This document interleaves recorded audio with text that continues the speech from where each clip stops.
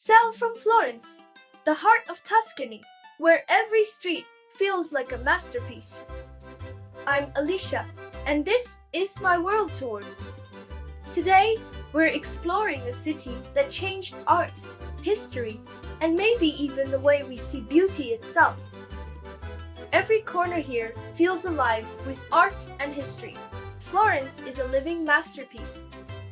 Florence is the cradle of the Renaissance, the place where genius came to life.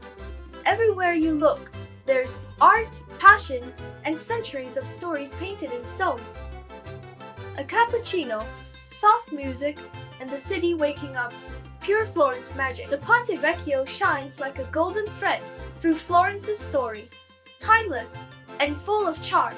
Simple, fresh, and made with love. That's the secret of Italian food.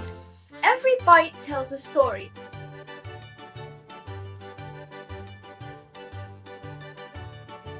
The sunset here feels like magic.